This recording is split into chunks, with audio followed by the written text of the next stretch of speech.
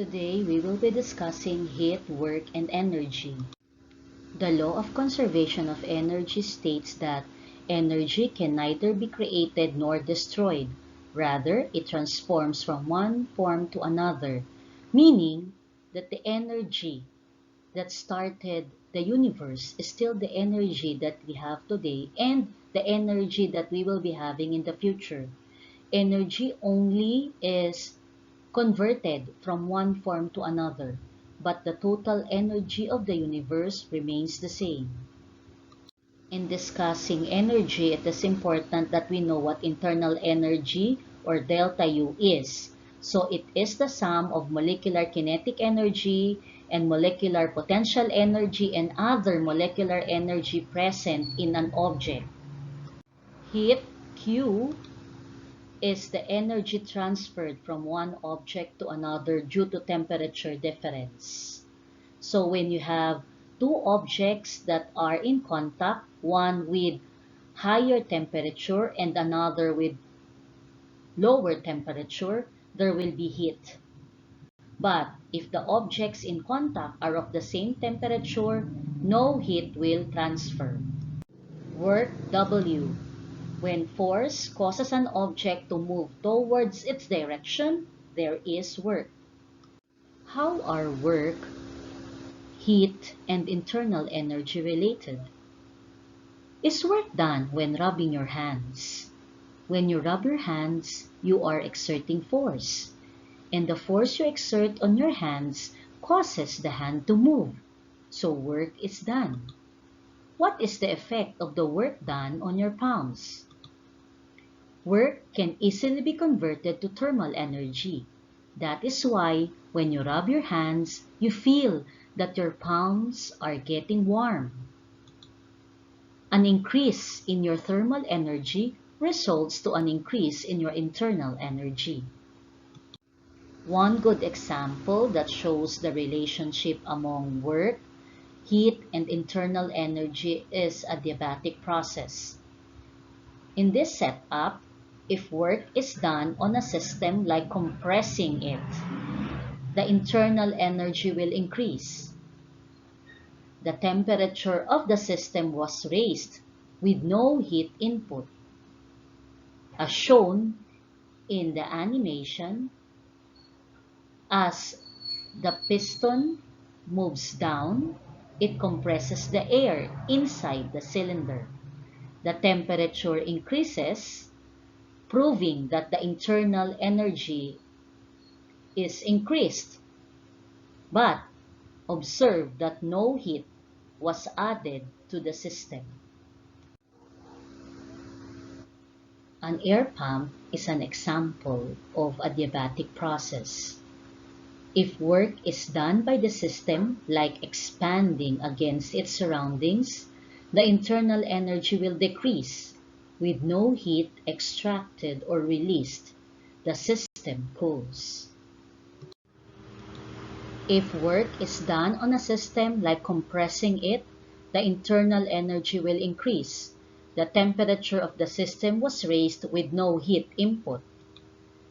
If work is done by the system, like expanding against its surroundings, the internal energy will decrease with no heat extracted or released.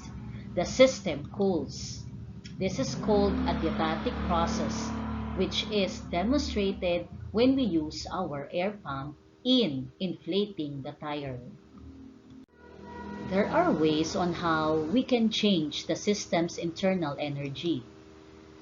First is transferring work.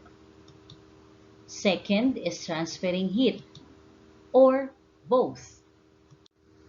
When work is transferred or work is done, the change in internal energy of a system equals the difference between the heat taken in by the system and the external work done by the system.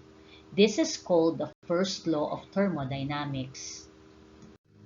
In symbols, we can write delta U is equal to Q minus W.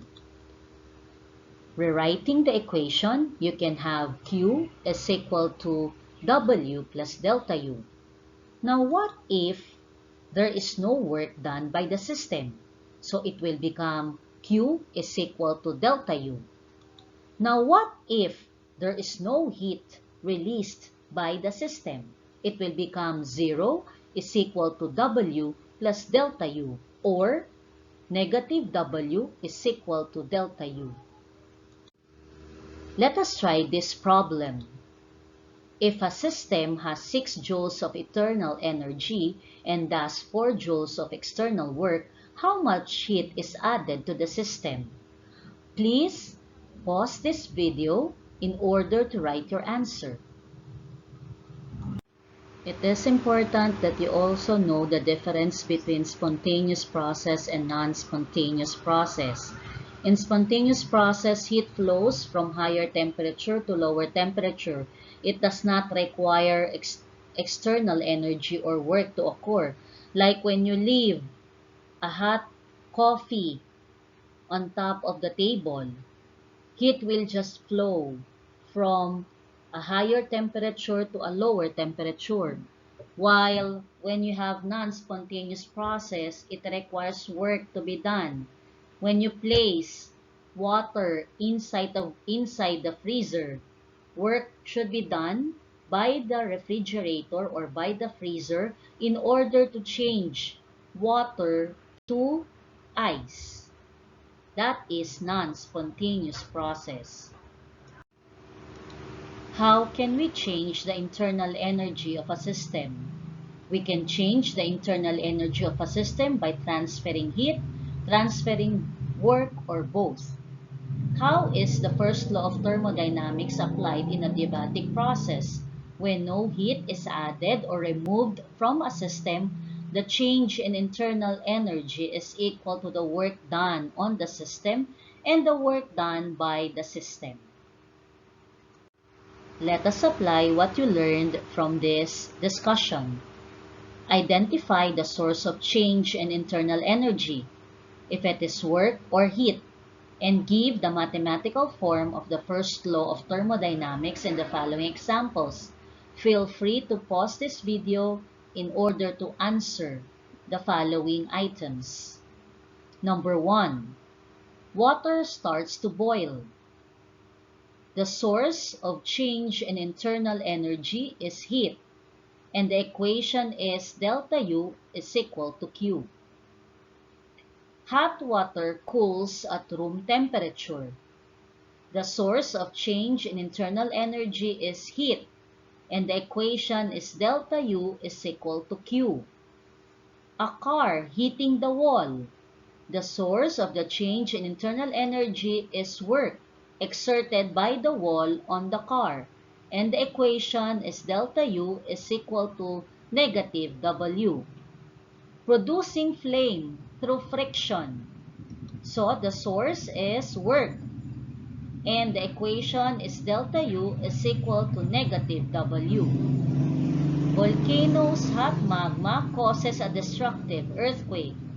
So the source of the change in internal energy is heat, and the equation is delta U is equal to Q minus W, because as the magma moves up on the surface of the volcano, earthquake is done, so work is taking place.